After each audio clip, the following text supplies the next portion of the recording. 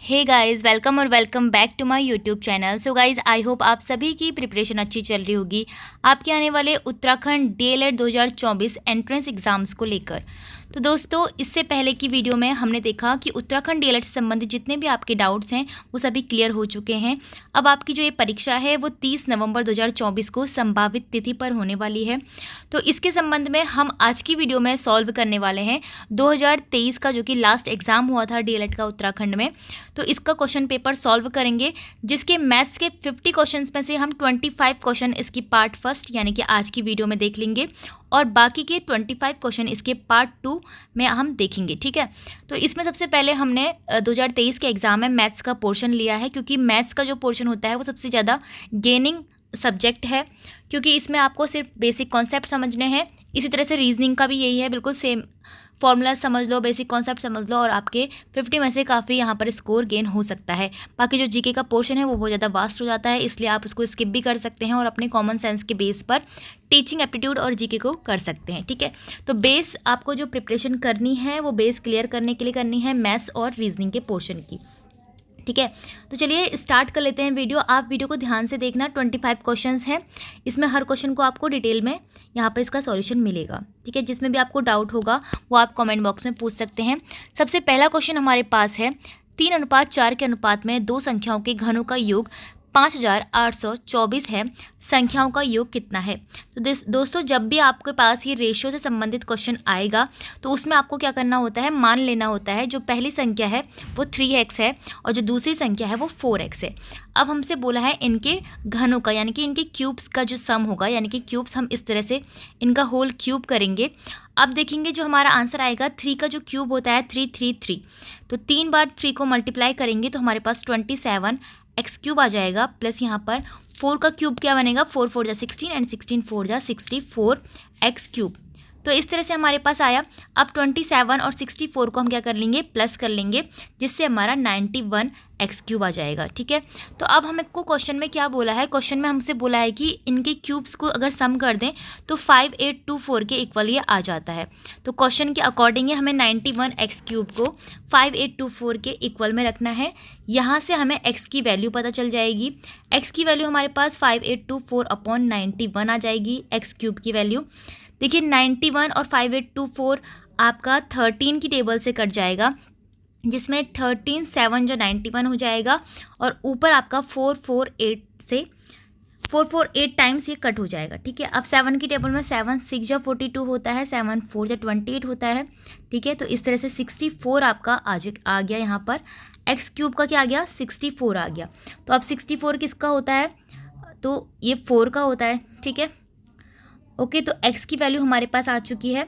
अब हमने जो दो संख्याएं अपने मन से मान ली थी तो उनमें x की वैल्यू रखेंगे और दोनों को क्या कर देना है, उनका सम कर देना है। ठीक है, तो यानी कि 3x यानी कि 3 × 4 तो हो जाएगा 12। 4x को हम करेंगे तो 4 × 4 यानी कि 16। तो 16 और 14 हमारे पास कितना हो जाता है, 28 हो जाता है। तो दोनों का सम करके हमने देख लिया, हमारे पास ऑप्शन बी यहाँ पर करेक्ट आंसर आ गया। तो जितने भी रेशियो से संबंधित क्वेश्चन आएंगे उनको आपको इसी तरह से सॉल्व करना है। और मैथ्स के ज़्यादा से ज़्यादा क्वेश्चन जो होते हैं रिपीट पैटर्न में रिपीट हो जाते हैं अगले ही क्वेश्चन में। ठीक है, तो आज अगर आपका 2023 का क्वेश्चन पेपर है उसमें रेशियो का क्वेश्चन आया है तो 2024 में भी आ सकता है। इस तरह से सॉल्व करना है। नेक्स्ट क्वेश्चन आपको दिया गया है, पी की वैल्यू दी गई है और आपको इस जो फॉर्मूला हमको दिया गया है इसका वैल्यू निकालने कितनी होगी। तो इस तरह के क्वेश्चन के लिए आपको फॉर्मूलेज लर्न होने चाहिए। अगर आपको फॉर्मूले लर्न नहीं है तो आप एक अलग से कॉपी बनाइए और जितने भी मैथ्स के फॉर्मूले होते हैं, जो बेसिक फॉर्मूलेज होते हैं, उनको आप लिख लीजिए। ठीक है, तो फॉर्मूला बेस्ड क्वेश्चन भी आपको देखने को मिलेंगे। अब देखो पी की वैल्यू दे रखी है, पहले हम ये जो हमें इक्वेशन दे रखी है उसको हम थोड़ा सा सिंप्लीफाई कर लेंगे ताकि हमें समझने में आसानी हो कि ये कौन सा फॉर्मूला बन रहा है। तो देखिए बाहर से आपका क्यूब रूट है और आपका p का हम मल्टीप्लाई कराएंगे p स्क्वायर से, तो p क्यूब हो जाएगा, फिर आपका 3p स्क्वायर हो जाएगा, फिर आपका 3p हो जाएगा और प्लस में 1 हमारे साथ है। ठीक है, अब देखिए जो ये हमारे पास टर्म बन रहा है ये आपका p + 1 का होल क्यूब का फॉर्मूला होता है। तो देखिए बाहर से हम क्यूब रूट ऐसे ही लगा देंगे और p + 1 का होल क्यूब, तो तो इस तरह से ये फॉर्मूला बन रहा है। अब जो हमारे पास ये क्यूब है उसे पूरा क्यूब रूट ये हमारा कट जाएगा, ठीक है। तो हमारे पास बचा क्या, हमारे पास बचा p+1। अब p की वैल्यू हमको क्वेश्चन में दी गई है 999, तो 999 में हम प्लस कर देंगे 1, तो हमारा 1000 आंसर यहाँ पर आ जाएगा, ठीक है। तो ऑप्शन हमारा ए इसमें करेक्ट हो जाएगा। अगला क्वेश्चन है 760 रुपये में एक वस्तु को बेचने पर हमें 52% का लाभ होता है। यदि इस वस्तु को 750 में बेचा जाए तो प्रतिशत लाभ हमको बताना है कितना होगा। तो दोस्तों प्रॉफिट लॉस इस तरह के क्वेश्चन आपको देखने को मिलेंगे। तो प्रॉफिट लॉस वाला जो चैप्टर है उसको आप क्लियर कर लेना, उसके जितने भी फॉर्मूलेज होते हैं उसको भी आप लर्न कर लेना। वैसे ये वाला जो क्वेश्चन है वो फॉर्मूला बेस्ड नहीं है, ये आपका आप अपने बेसिक से भी इसको क्लियर कर सकते हैं। देखो सबसे पहले हमको दे रखा है कि 760 की एक वस्तु है, उसको हमने 52% के लाभ पर भेजा, तो हम एक तरह से कह सकते हैं 152% का हमको लाभ हो गया। तो 760 की जो वैल्यू है वो 152% आई। अब हमें निकालनी है 750 का जो रुपीज़ में बेचा है उसकी वैल्यू कितनी आएगी। तो अगर हमें 750 की निकालनी है तो पहले 1% के लिए निकालेंगे हम। तो 1% के लिए वैल्यू जो होगी वो कितनी आएगी आपकी, देखो 760 अपॉन 152 मल्टीप्लाई बाय 760 अपॉन 152, ठीक है। तो ये आपकी 1% की वैल्यू आएगी। इसमें आपको कट करोगे तो 152 से ये 5 टाइम्स कट हो जाएगा। तो हमें यहाँ से दिख रहा है कि 1% के लिए तो 5 रुपीज़ है, ठीक है। तो 100% की वैल्यू देख लेते हैं। 100% के लिए कितनी हो जाएगी, 100% के लिए 500 हो जाएगी, क्योंकि 1% के लिए कितनी थी 5 रुपीज़, तो 100% के लिए 500। और हमें चाहिए कितने के लिए, हमें 750 के लिए चाहिए। तो 500 की तो हमें पता है, ठीक है। तो अब हमें 250 की और निकालनी है। तो 250 की निकालने के लिए तो 500 की चीज़ हम 250 में बेच रहे हैं, तो 250 अपॉन 500 इंटू 100। तो 100 से आपका 20 से आपके 20 नीचे कट गए और 5 5 जा 25 होता है। तो 50% यहाँ पर हमको प्रॉफिट हुआ है, ठीक है। तो हमारा आंसर क्या हो जाएगा, ऑप्शन डी। आंसर हमारा ऑप्शन डी हो जाएगा 50%। नेक्स्ट क्वेश्चन है, अब देखिए ये है डायग्राम बेस्ड एंगल वाले क्वेश्चन। इन क्वेश्चन को बिल्कुल भी स्किप नहीं करना है, बिल्कुल भी नहीं छोड़ना है। अगर आपको जो डायग्राम है उसको देखकर डर लग रहा है तो ऐसा बिल्कुल नहीं है। एंगल बेस्ड जो डायग्राम वाले क्वेश्चन होते हैं वो बहुत ज़्यादा ईजी होते हैं। इसमें आपको पेन पेंसिल चलाने की भी ज़रूरत नहीं है, आप ऐसे ही देख के इसको बता सकते हैं कितना होगा। बस 2 कॉन्सेप्ट आपको याद रखने हैं। एक इस तरह का जो डायग्राम होगा ये तो सरल रेखा वाला डायग्राम है, तो इसके लिए तो आपको बस इतनी चीज़ याद रखनी है कि जो एक सरल रेखा होती है उस पर बनने वाला कोण जो होता है वो 180 डिग्री का होता है, ठीक है। इतना आपको कॉन्सेप्ट लर्न करना है। जितने भी कोण इसमें बनेंगे तो वो उन सभी का जो सम हो जाएगा वो 180 डिग्री होगा। और अगर आपको इस तरह का डायग्राम देखने को मिलता है जिसमें क्या होता है, जिसमें ट्रायंगल्स बने रहते हैं, ठीक है, जिसमें ट्रायंगल्स बने रहेंगे, उनमें जो आपको कॉन्सेप्ट लर्न करना है वो ये है कि जो ट्रायंगल्स के इंटरनल एंगल होते हैं यानी कि अंतः कोण होते हैं, वो उन कोणों का जो सम होता है, उन एंगल्स का जो सम होता है, इंटरनल एंगल्स का जो सम होता है, योग होता है, वो 180 डिग्री होता है।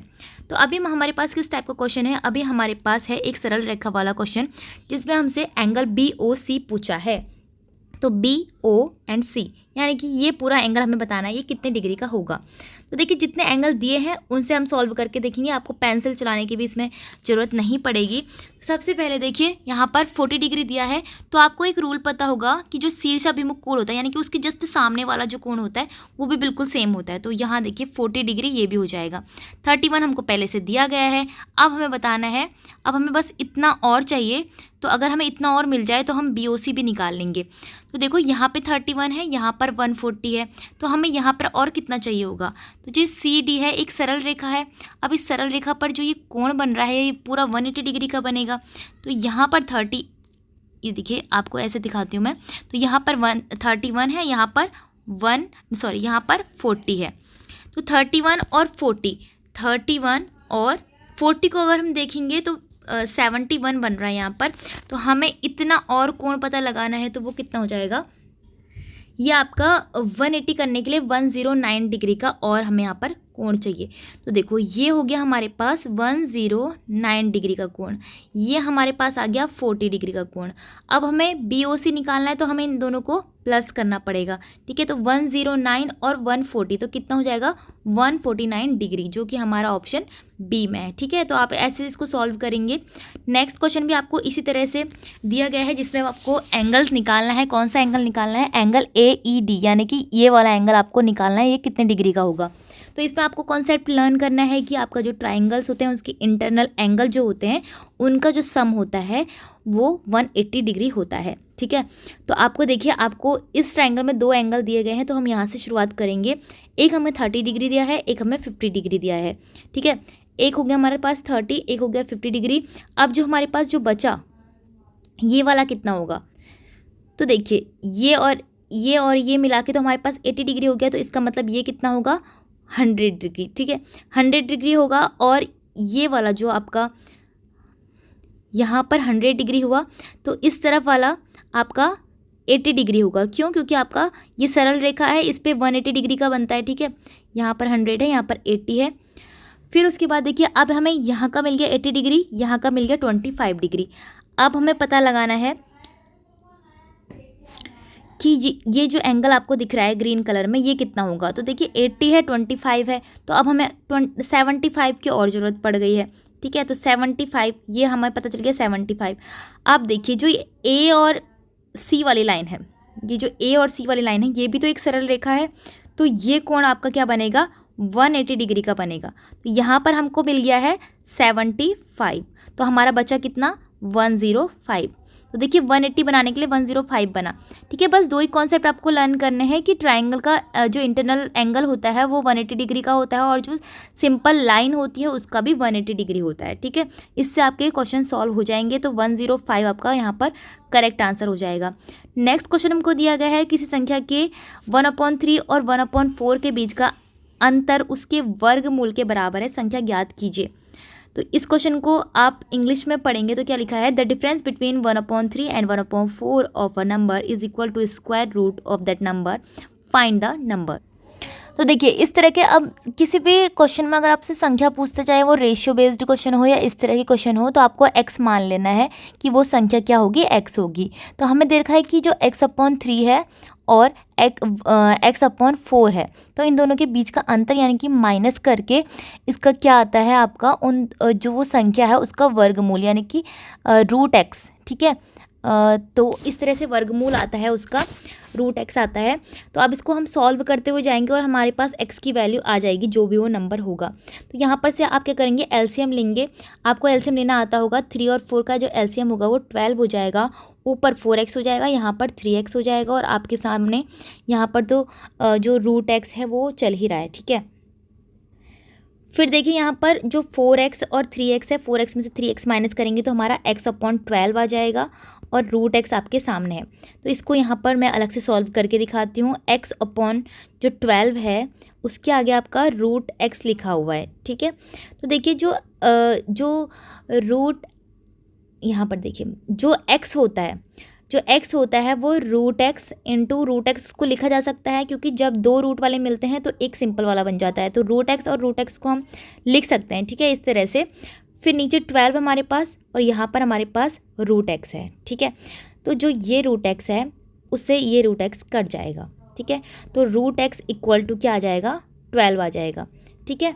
तो इस तरह से हमें इस क्वेश्चन को निकालना था, √x इक्वल टू 12 आ जाएगा।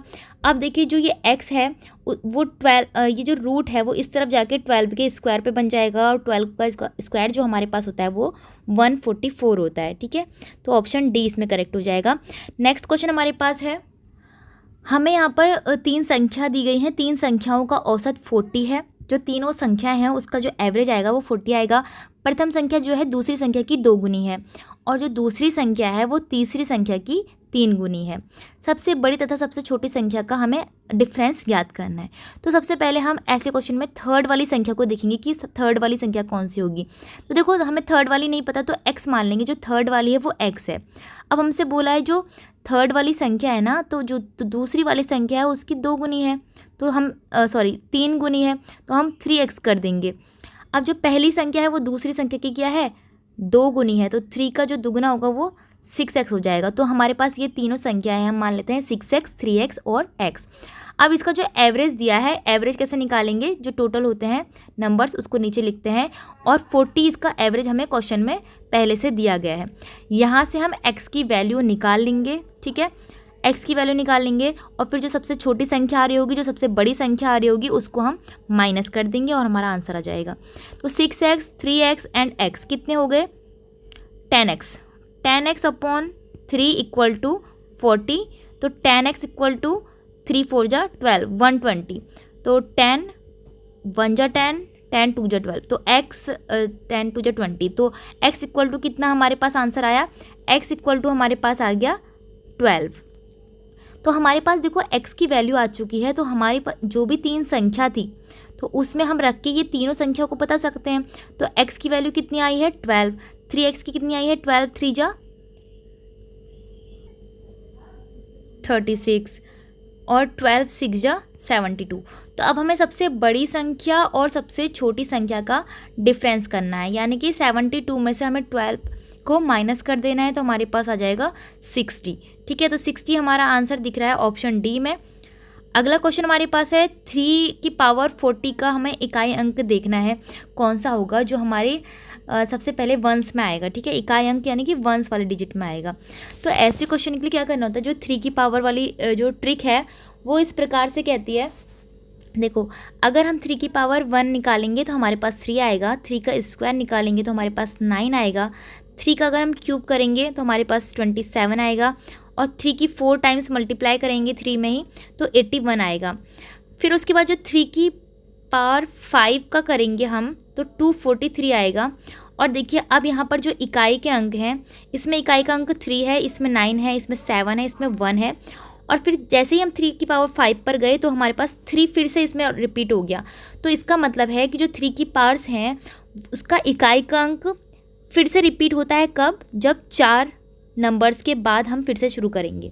तो 4 मल्टीप्लिकेशन के बाद आपका जो इकाई का अंक है वो फिर से रिपीट हो जा रहा है। ठीक है, तो इसके लिए हमें हमको जो पावर दी गई है, इसकी पावर कितनी दी गई है 40 दी गई है। ठीक है, तो उसको हम 4 से डिवाइड कर देंगे, क्योंकि ये फिर से रिपीट हो रहा है इकाई का अंक जो होता है, तो उसको हम 4 से डिवाइड कर देंगे।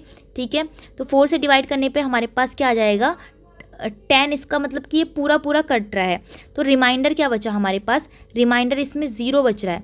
तो जब रिमाइंडर 0 आएगा तो जो इकाई का अंक होगा वो 4वें स्थान का होता है। ठीक है, यानी कि 1। ठीक है, आई होप आपको समझ में आया होगा। 1 कैसे हुआ इसका आंसर। देखो हमने क्या करा, पहले चारों का देखा कि 3 की पावर 4 तक देखा, 81 आ रहा था। ठीक है, तो 81 आ रहा था, 3 की पावर 5 से फिर से वो रिपीट होने लग गया वही। तो हमने क्या करा, 40 की जो पावर दी है उसको 4 से हमने डिवाइड कर दिया, क्योंकि 4 के बाद ही वो रिपीट हो रहा है, इसलिए 4 से डिवाइड कर रहे हैं। फिर हम देख रहे हैं कि पूरा पूरा कट जा रहा है। जब पूरा पूरा कटता है और रिमाइंडर 0 आ जाता है तो वो हम क्या देखते हैं, फिर उसका 3 की पावर 4 का देखते हैं। ठीक है, तो 4 का देखा तो हमने वहाँ पर देखा कि इकाई का अंक कितना आ गया 1 आ गया, तो हमारा आंसर भी कितना है 1 है। ठीक है, ऐसे ही आपको 3 की पावर के सारे क्वेश्चन सॉल्व करने हैं। 108 के बाद देखिए, अब हमारे पास जो है ग्राफ का एक क्वेश्चन दिया गया है, जिसमें 109 से लेके 111 तक ग्राफ से संबंधित क्वेश्चन है। इसमें देखिए यहाँ पर जो वर्टिकल लाइन है उसमें परिवारों की संख्या दी गई है 1000 में, 5000, 10,000, 15,000 ये सब परिवार हैं। और जो ये हॉरिजॉन्टल लाइन दी गई है इसमें आपको number of members in family दिया गया है, यानी कि परिवारों के सदस्यों की संख्या दी गई है 5, 30, 45, 40, 25 और 5।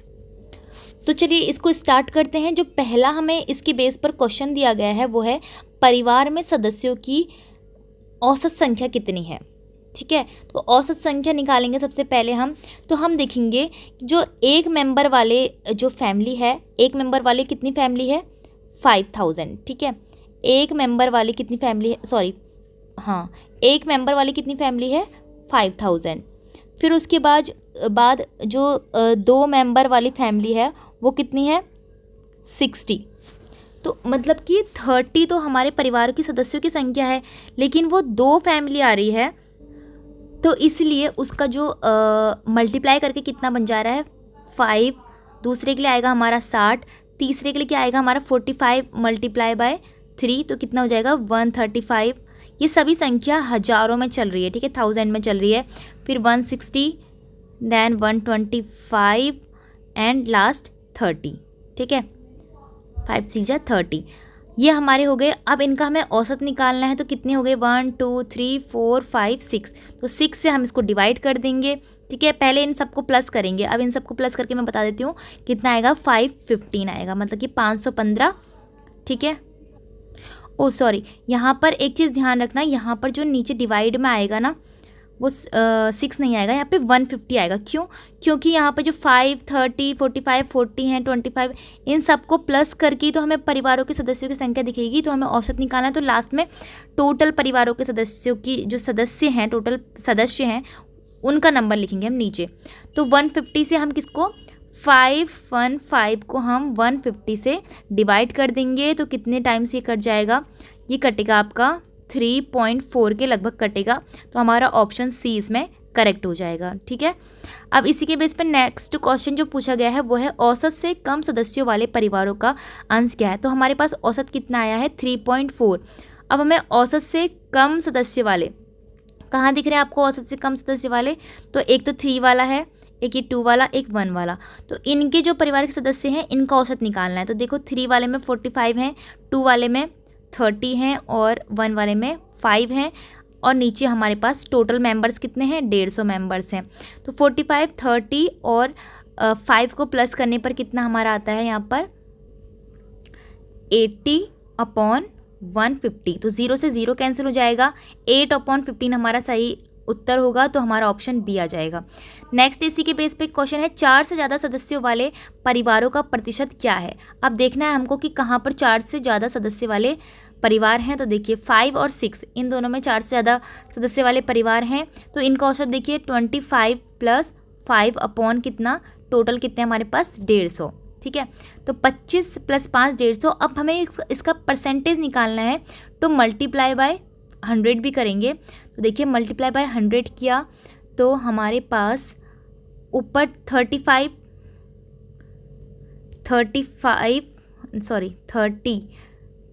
इंटू 100 अपॉन में 150, तो 10 से 10 कैंसिल हो जाएगा, 3 5 जा 15 हो जाएगा, एंड 5 2 जा 10 एंड 0, 20% हमारा इसका आंसर बन रहा है। तो देखते हैं ऑप्शन में, ऑप्शन बी हमारा करेक्ट हो जाएगा।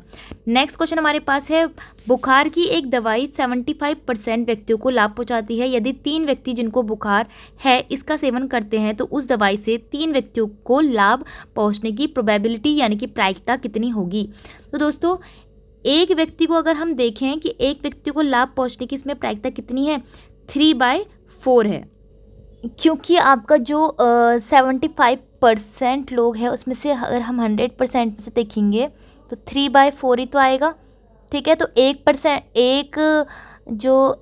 एक व्यक्ति को लाभ पहुंचने की प्रायिकता होगी वो कितनी आएगी 3/4 आएगी, क्योंकि 100 में से 75% व्यक्तियों को वो लाभ पहुंचा रही है, ठीक है। तो हमें निकालना है 3 व्यक्तियों के लिए, ये 1 व्यक्तियों के लिए है, तो हमें इसी तरह से 3 व्यक्तियों के लिए निकालना है। 3 व्यक्तियों के लिए हमें 3 बार मल्टीप्लिकेशन करनी पड़ेगी, 3/4 3/4 एंड 3/4, ठीक है। तो इसको सॉल्व करेंगे, 3 3 जा 9 9 3 जा 27/4 4 जा 16 एंड 16 4 जा 64, ठीक है। तो 27/64 ऑप्शन में दिख रहा है आपको, तो ऑप्शन डी में हमें दिख रहा है। तो प्रोबेबिलिटी वाले क्वेश्चन इस प्रकार से आएंगे आपके।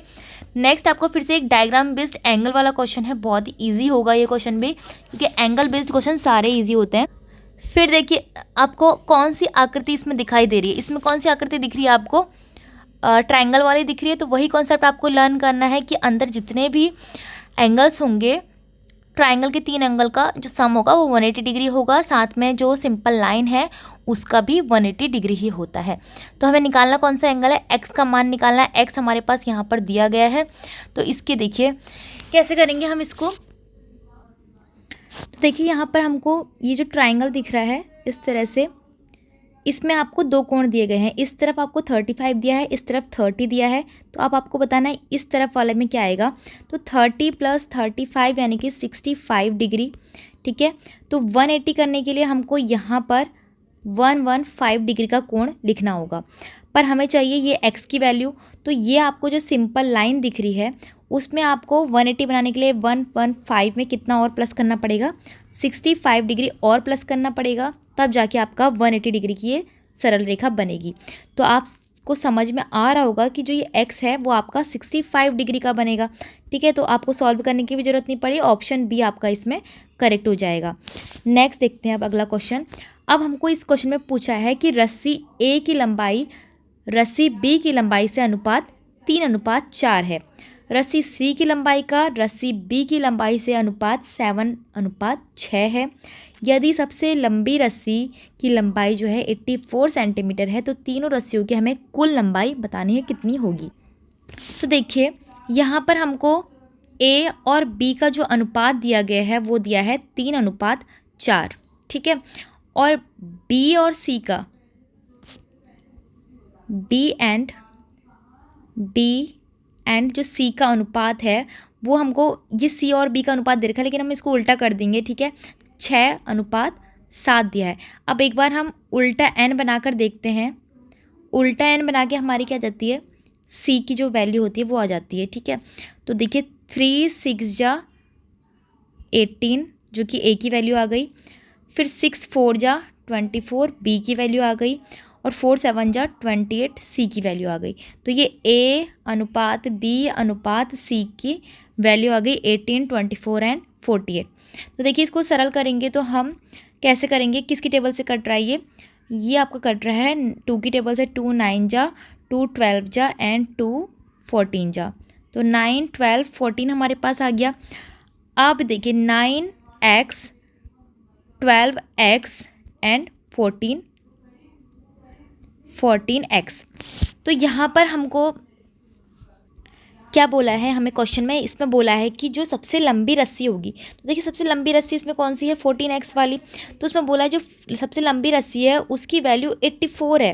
तो देखिए 14 में अगर हमने क्या मल्टीप्लाई करा होगा जो 84 आया होगा, 14 में हमने 6 मल्टीप्लाई करा होगा कि 84 आ गया। तो हमें पता चल गया जो x की वैल्यू है वो 6 है। तो 12 6 जा 72। ठीक है, 9x तो 9 6 जा 54। तो हमें पता चल गया जो पहली रस्सी है वो 54 सेंटीमीटर की है, जो दूसरी रस्सी है 72 की है, और तीसरी रस्सी है जो 84 सेंटीमीटर की है।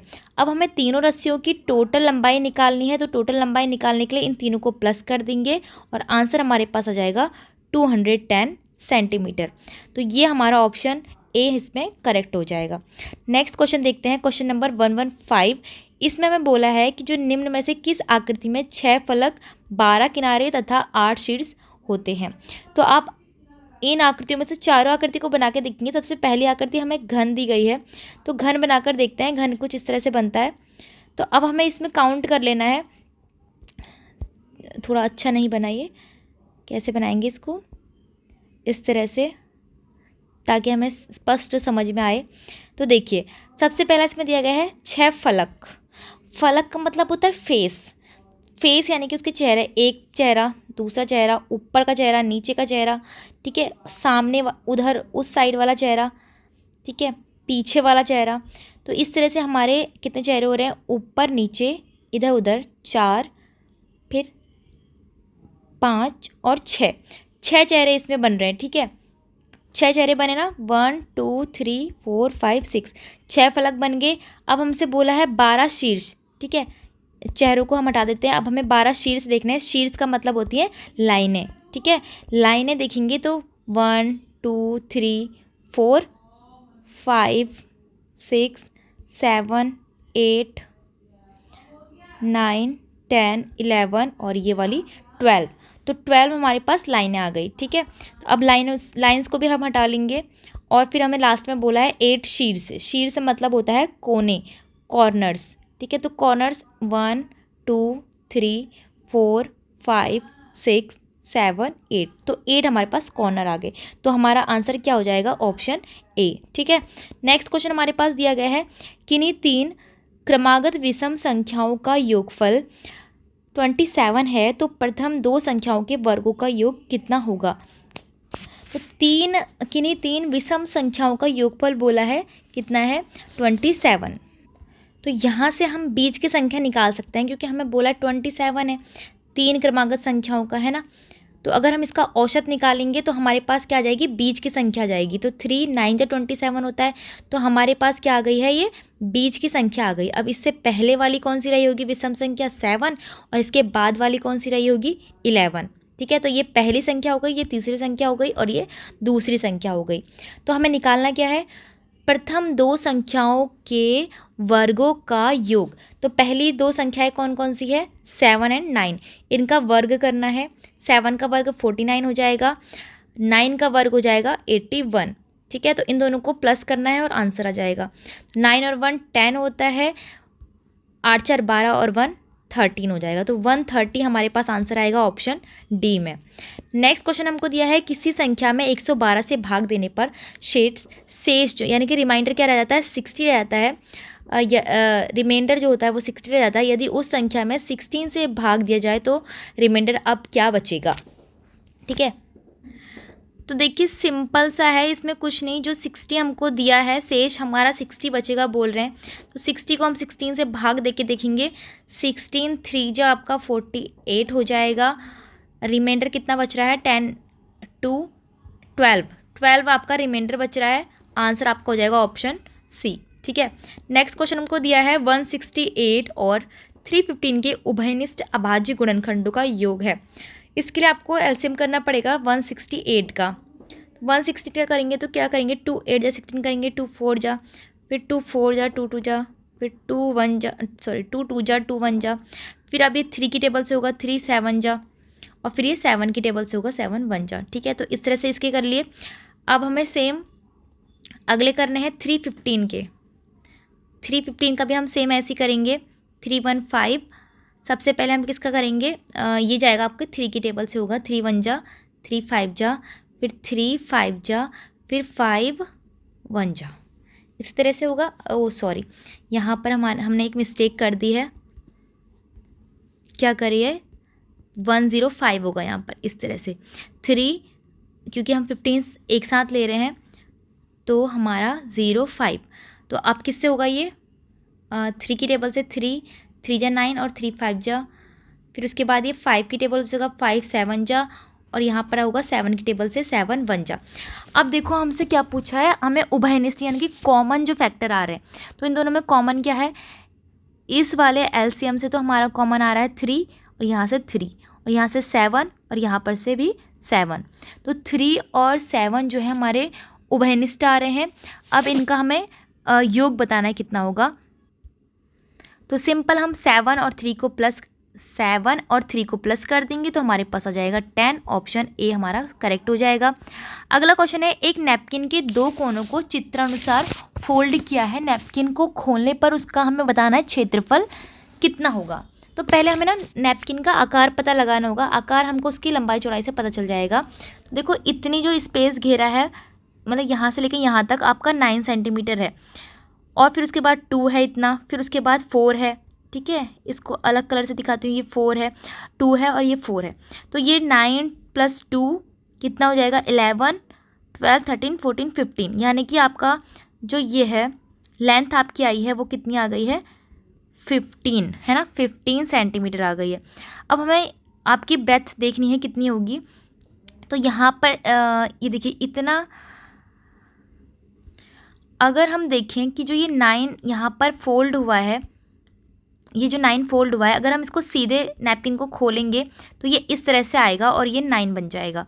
वैसे ही यहाँ पे 4 जो फोल्ड हुआ है, अगर इसको खोलते हैं तो ये भी यहाँ पर बन जाएगा 4। तो 9 और 4, 9 और यहाँ पर तक 4, इसकी पूरी ब्रेथ आ जाएगी। तो ये 9 और 4 कितना हो जाएगा, 13 सेंटीमीटर। अब हमारे पास लेंथ भी है और ब्रेथ भी है, तो ये हमारा क्या बन रहा है, देखो लेंथ और ब्रेथ अलग अलग है, इसका मतलब ये हमारा रेक्टेंगल बन रहा है। तो रेक्टेंगल बन रहा है। 15 और 13 का हमें क्षेत्रफल निकालना है। L × B करते हैं क्षेत्रफल निकालने के फॉर्मूले में। तो 15 और 13 को हम क्या कर देंगे, मल्टीप्लाई कर देंगे। 195 स्क्वायर सेंटीमीटर हमारे पास आंसर आ जाएगा। तो ऑप्शन सी हमारा करेक्ट आंसर है। ठीक है। अब 120 क्वेश्चन देखते हैं। इसमें हमें कुछ नहीं करना है, बिल्कुल सिंपल दिया गया है। आर पी इंटू क्यू, ये हमें एक इक्वेशन दे रखा है और हमें पी की वैल्यू यहाँ से निकाल लेनी है, क्यू की वैल्यू यहाँ से निकाल लेनी है और आर की वैल्यू यहाँ पर से निकाल लेनी है। फिर जितनी भी वैल्यूज़ आ रही हैं उसको इस तरह से हमें सॉल्व करते हुए जाना है। आर में से पी माइनस करना है, पहले पी इंटू क्यू करेंगे, फिर उसके बाद जो आंसर आएगा उसको आर से माइनस कर देंगे। तो देखिए सबसे पहले पी की वैल्यू निकालने के लिए आपको क्या करना पड़ेगा। सिंपल दिया है 11113.1 अपॉन 8.7। ठीक है, इसको हमें क्या करना है, पॉइंट से पॉइंट कट हो जाएगा यहाँ पर, और 87 को 1131 से हम अगर यहाँ पे कट करते हैं तो हमारा आंसर कितना आएगा, यहाँ पे 13 आएगा। ठीक है, तो पी की वैल्यू आ रही है 13। याद रखिएगा पी की वैल्यू 13 आ रही है। क्यू की वैल्यू कैसे निकालेंगे, क्यू के साथ 9.18 प्लस में है तो 15.06 में से हम माइनस कर देंगे 9.18 को, तो 15 माइनस करने के बाद जो आपका जो आंसर आएगा 5.88 आएगा। आप इसको कैलकुलेशन को सॉल्व कर लेना। ठीक है, थोड़ी सी लेंथी है पर जल्दी जल्दी आपको करनी होगी। यहाँ से आर की वैल्यू कैसे निकालेंगे, जो आर है उसको प्लस में इस तरफ भेज देंगे और इस वाले को हम माइनस में इधर भेज देंगे, तो यहाँ पर से हमारे जो आर की वैल्यू निकल कर आएगी वो आएगी 494.01। ठीक है, तीनों वैल्यू आपको पता चल गई है। पी की वैल्यू कितनी बताई मैंने, 13, क्यू की वैल्यू 5.88 और आर की वैल्यू आपके निकल के आई है 494.01। तो इसको अब आपको R minus P into Q के रूप में सॉल्व करना है। कैसे करोगे, जो पी और क्यू है इन दोनों को आप मल्टीप्लाई करोगे और जो आंसर आएगा वो उसके साथ माइनस हो जाएगा। तो आपका जो आंसर बन रहा है इसका 417.57 बन रहा है। ऑप्शन डी इसमें करेक्ट हो जाएगा। नेक्स्ट क्वेश्चन है, यदि दो संपूरक कोण 3:7 के अनुपात में है तो उनके बीच का अंतर कितना होगा। तो देखिए संपूरक कोण बोला है यहाँ पर। संपूरक कोण यानी कि जो जुड़कर 180 डिग्री बनाते हैं तो उनको संपूरक कोण बोलते हैं। तो 3x और 7x हमको बोला है ये जुड़कर 10x बनेंगे यानी कि 180 बनाएंगे। ठीक है, ये दोनों जुड़कर 180 बनाएंगे। तो x की वैल्यू हमें यहाँ से पता चल गई, 10 1 जा 10, 10 8 जा 80। तो x की वैल्यू हमारे पास आ चुकी है 18। अब उनके बीच का अंतर, तो दोनों संख्याओं को पहले हम निकालेंगे। 3x यानी कि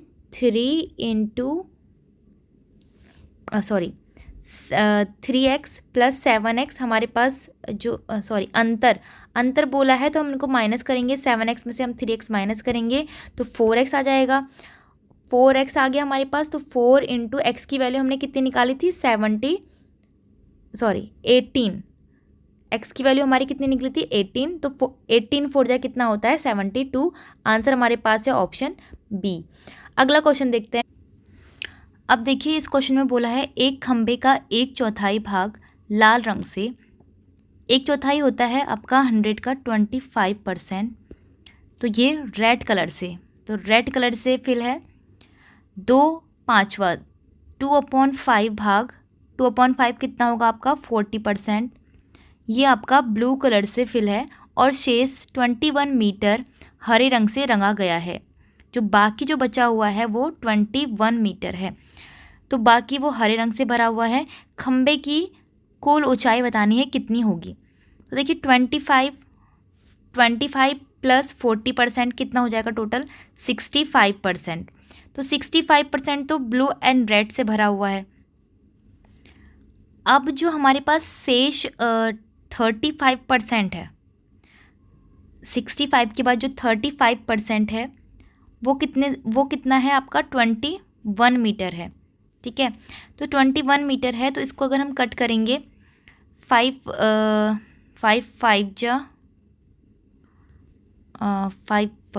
जा ये होगा हमारा 7 से कट करेंगे, 7 5 जा 35 और यहाँ पर 7 3 जा, तो 5% भाग कितना है, 5% की वैल्यू आपकी 3 आ रही है। उसी तरह से 10% की कितनी आएगी, 10% की देखेंगे तो 6 आएगी। 100% की अगर हम देखेंगे तो कितनी आएगी, 60 आएगी। तो हमारा आंसर कितना हो जाएगा यहाँ पर 60 मीटर करेक्ट आंसर होगा। ठीक है, क्वेश्चन समझ में नहीं आए तो आप वीडियो रिपीट करके देखिएगा। नेक्स्ट क्वेश्चन है, एक परीक्षा में उत्तीर्ण होने की अधिकतम जो अंक है वो 36% है। एक छात्र ने 113 अंक प्राप्त किए और अधिकतम अंक और 85 अंकों से वो असफल घोषित हो गया। तो हमें बताना है जो मैक्सिमम नंबर्स थे वो थे कितने।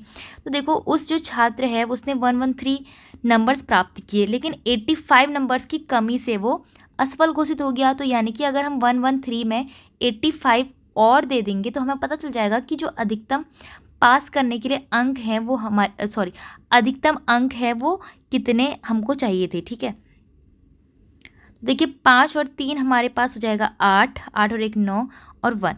तो 198 जो है वो 36% के लिए आ रहे हैं आपके। ठीक है, जो हमारा पास करने के लिए अधिकतम अंक चाहिए वो 198 चाहिए, अगर हमें 36% लाकर पास होना है तो 36% के लिए हमारे पास 198 है।